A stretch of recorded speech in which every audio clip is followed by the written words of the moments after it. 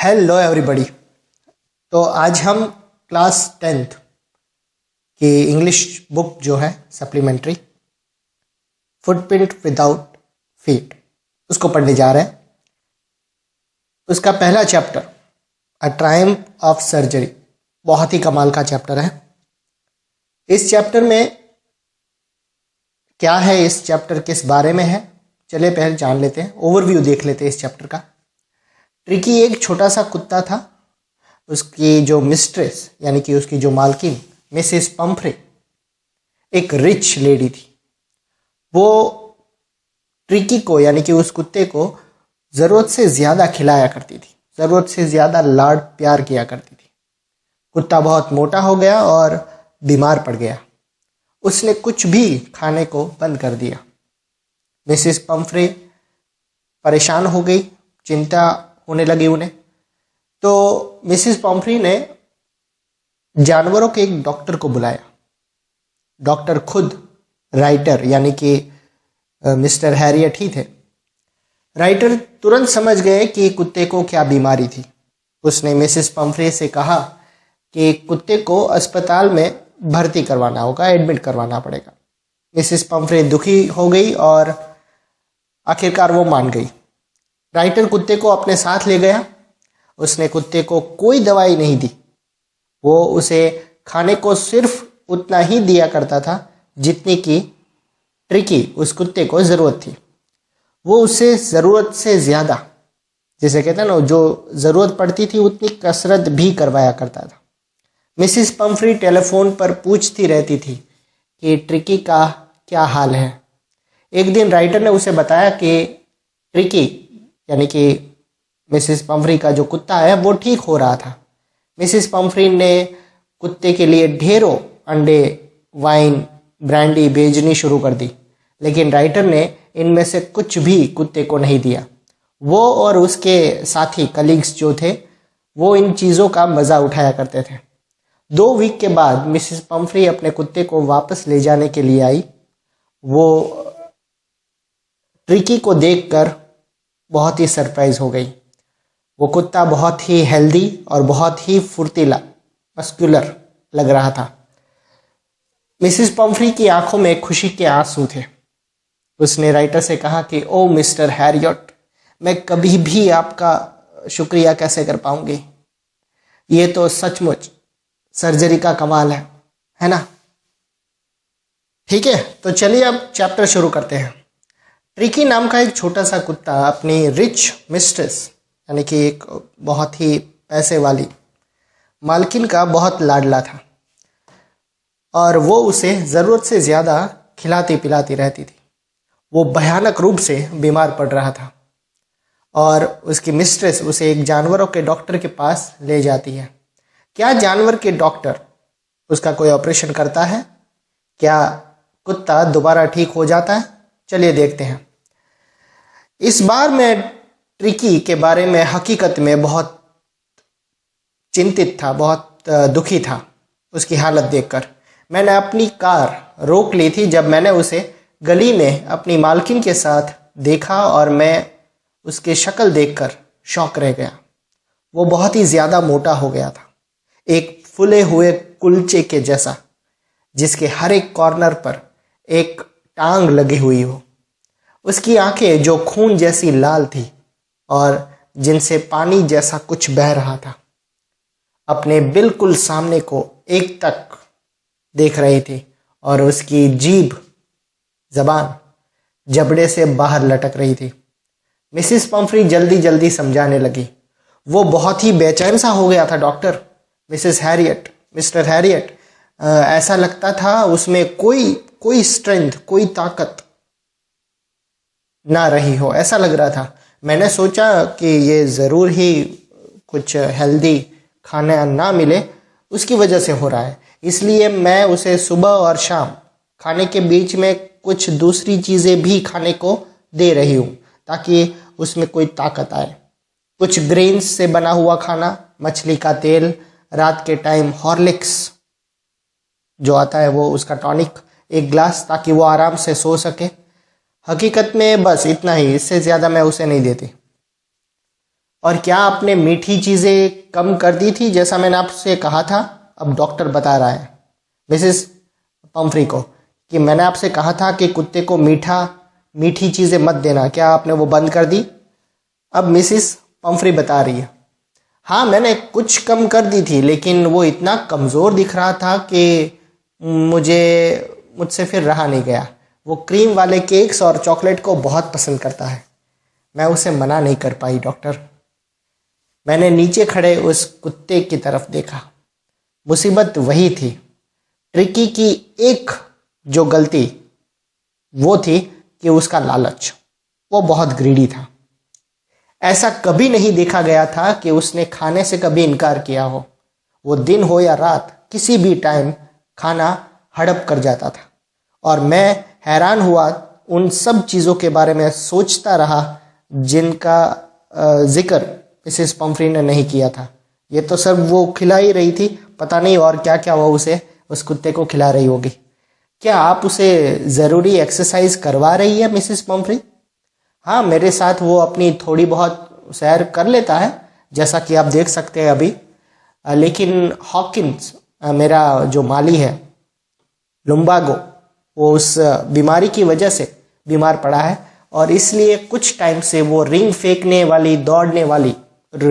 कर दौड़ने वाली कसरत, वो एक्सरसाइज नहीं हो रही है। मैंने हार्ड यानी कि कठोर दिखने की कोशिश की। अब मैं बिल्कुल मतलब की बात कर रहा हूँ मिसेस पंफ्रे। अगर आप उसका खाना अभी से कम नहीं करेगी और उससे पहले से ज़्यादा एक्सरसाइज नहीं करवाएगी तो वो सचमुच बीमार पड़ जाएगा।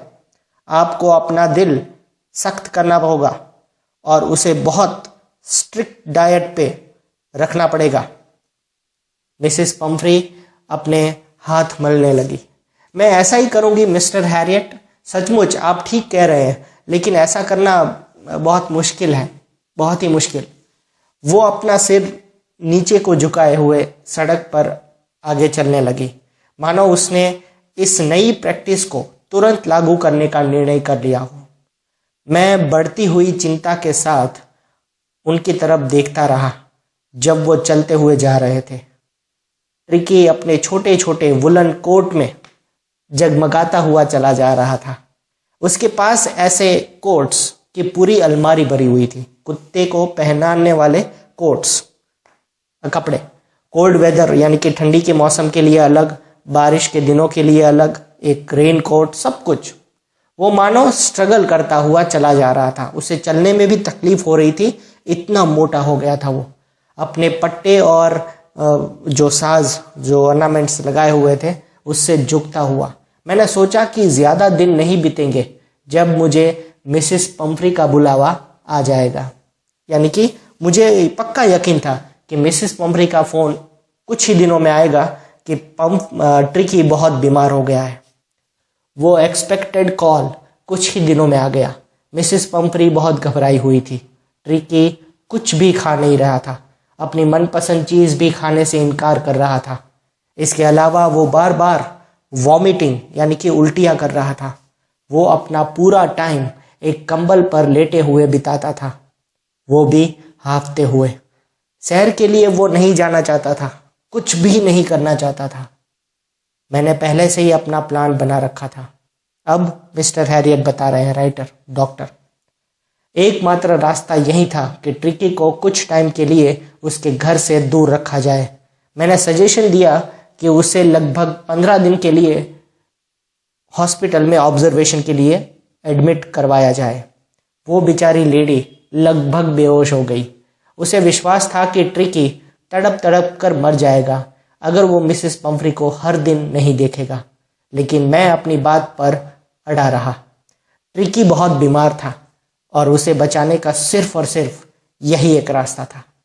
हकीकत में मैंने यही सही समझा कि उसे बिना कोई देरी किए वहाँ से ले जाया जाए।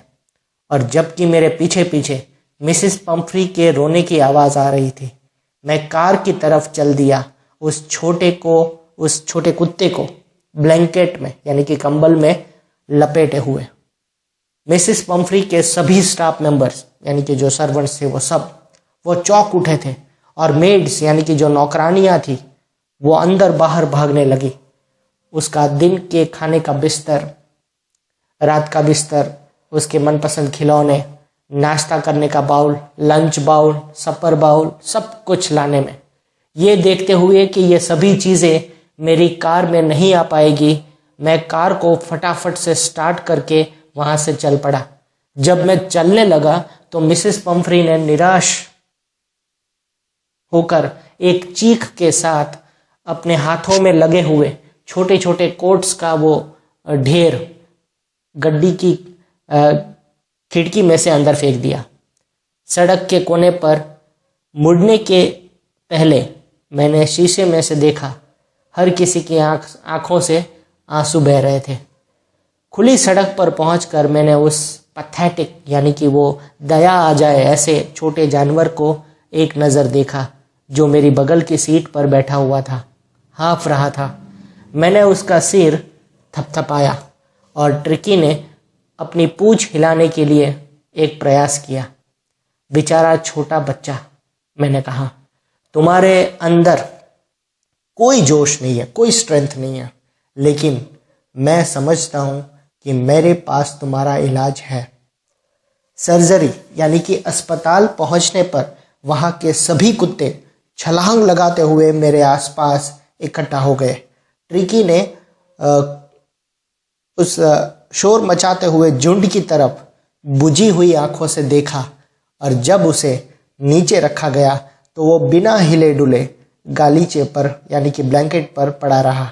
दूसरे कुत्ते जिन्होंने उससे कुछ मिनट चारों तरफ से सूंघा इस निर्णय पर पहुंचे कि वो एक अनइंटरेस्टिंग ऑब्जेक्ट, वो कुत्ता अनइंटरेस्टिंग था और उससे दूर हट गए। मैंने उसके लिए एक आरामदायक खुले बॉक्स में एक बिस्तर लगा दिया जो उस बक्से के बगल में था जहां पर दूसरे कुत्ते सोया करते थे। 2 दिन तक मैंने उस पर निगरानी रखी। उसे कोई खाना नहीं दिया, लेकिन पानी की ज़रूरी मात्रा में दे रहा था। दूसरे दिन के एंड में वो अपने सराउंडिंग्स आसपास में कुछ इंटरेस्ट दिखाने लगा और तीसरे दिन वो हल्की हल्की चीखें निकालने लगा जब उसने गार्डन में कुत्तों की आवाज़ सुनी। जब मैंने दरवाज़ा खोला तो ट्रिकी उछलकर बाहर आ गया और उसे तुरंत जो यानी कि वो कुत्ता का नाम है ने जो ग्रे हाउंड्स एक नस्ल का नाम है जिसकी नस्ल के कुत्ते होते हैं, वो कुत्ता था और दूसरे कुत्तों ने घेर लिया। उसे उलटने पलटने और उसकी अच्छी तरह से जांच करने के बाद कुत्ते गार्डन की तरफ वो चल दिए। ट्रिकी उनके पीछे पीछे दौड़ा। अपनी सरप्लस फैट यानी कि ज़्यादा चर्बी की वजह से वो धीरे धीरे लुढ़कता सा चल रहा था। उस दिन के बाद मैं फीडिंग यानी कि भोजन के टाइम हाजिर रहता था। मैं ध्यान से देख रहा था जब ट्रिस्टन ने बाउल में खाना डाला। पहले की तरह सभी कुत्ते जोर से सरपट भागते हुए आए और उसके बाद तेजी से खाने की आवाज आने लगी। हर एक कुत्ता जानता था कि अगर वो दूसरों से पीछे रह गया खाना खाने में तो उसे अपने खाने के लास्ट पार्ट यानी कि आखिरी हिस्से के लिए कुछ मुकाबला करना पड़ेगा। जब वो खत्म कर चुके थे तो ट्रिकी नहीं चमकते हुए बाउल के आसपास चक्कर काटने लगा और उनमें से 1 या 2 को वैसे ही थोड़ा सा उसने चाट लिया। अगले दिन उसके लिए एक एक्स्ट्रा बाउल रख दिया गया। मुझे देखकर खुशी हुई जब वो कंधे टकराता हुआ कुत्तों के बीच में से उसकी तरफ आगे बढ़ा। इसके बाद से उसकी स्थिति में सुधार तेज हो गया। उसका दवाइयों से इलाज नहीं किया गया, लेकिन पूरा दिन वो कुत्तों के साथ भागता फिरता रहता, उनकी दोस्ती मुठभेड़ों में हिस्सा लेता। उसे उलट पुलट जाने के मज़े का पता चल गया था। किसी दूसरे के द्वारा लड़ते जाने या उसके लिए मज़े आने पर हर थोड़ी देर बाद वो नीचे दब जाने लगा और उसे मज़ा आ रहा था बाकी दूसरे कुत्ते के साथ खेलने में।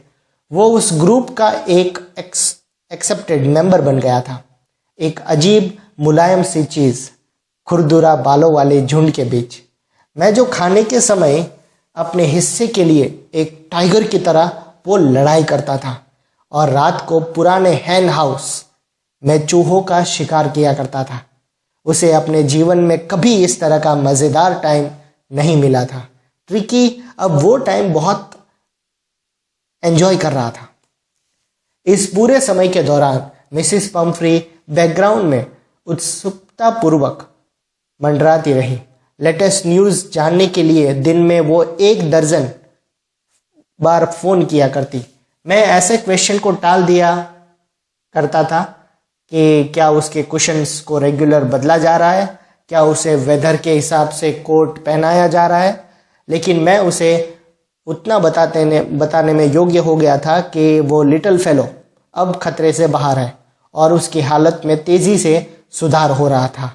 कन्विंसिंग सुधार, ये शब्द से मिसिस पम्फ्री पर कुछ ऐसा हुआ मानो कि वो उछल पड़ी। वो वहाँ ताज़ा अंडे लेकर आने लगी, एक बार में 2-2 डजन, ताकि ट्रिकी में ताकत पैदा की जा सके। अनेक मज़ेदार दिनों तक मुझे और मेरे साथियों को नाश्ते के लिए 2-2 अंडे मिल जाते थे। लेकिन जब वाइन की बोतल भी आना शुरू हो गई तो पूरे परिवार की स्थिति एक वास्तविक संभावनाएं समझ आने लगी। ये ट्रिकी के खून को ज़्यादा ताकतवर बनाने के लिए वाइन्स की बोतलें भेजी जा रही थी। लंच एक सेरेमोनियल ओकेशन, एक उत्सव के जैसा मौका बन गया, जब खाने से पहले वाइन के 2-2 ग्लास और खाने के दौरान कई सारी मिलने लगी।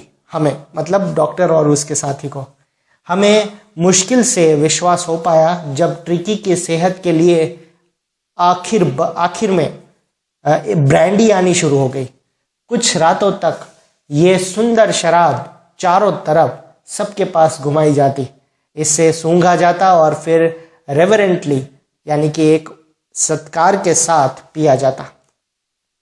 वो गहरे संतोष भरे दिन थे जो सुबह सुबह सुंदर ढंग से एक एक्स्ट्रा अंडे के साथ शुरू होती और दोपहर को वाइन के साथ माहौल बनता और बाद में और भी बेहतर हो जाती जब रात को 8 बजे के आसपास ब्रांडी के साथ एक लग्जरियसली खत्म हो जाता।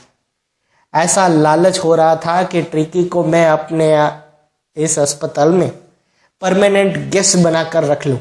लेकिन मैं जानता था कि मिसेस पम्फ्री बहुत दुखी थी और 15 दिन के बाद मैं उसे फ़ोन करने और ये बताने को मजबूर हो गया कि वो छोटा सा कुत्ता ठीक हो गया था और वेट कर रहा था कि उसे वहाँ से ले जाया जाए। कुछ ही मिनटों के बाद एक 30 फुट लंबी ब्लैक कार अस्पताल के बाहर आकर रुकी।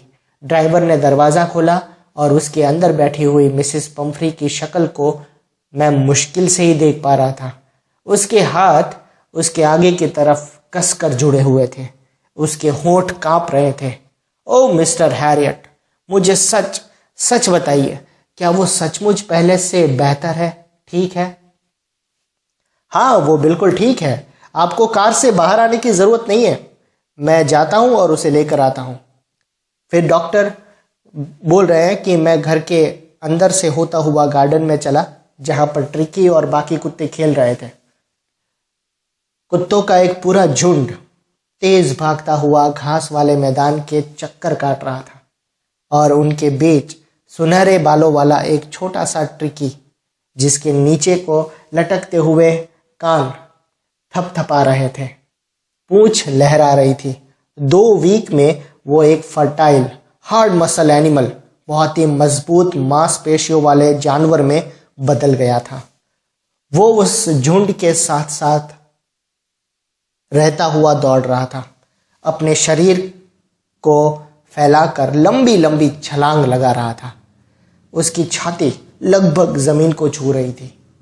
मैं उसे उठाकर पैसेज में से होता हुआ घर के सामने की तरफ ले आया। ड्राइवर अब भी कार का दरवाज़ा खोले खड़े रहा था।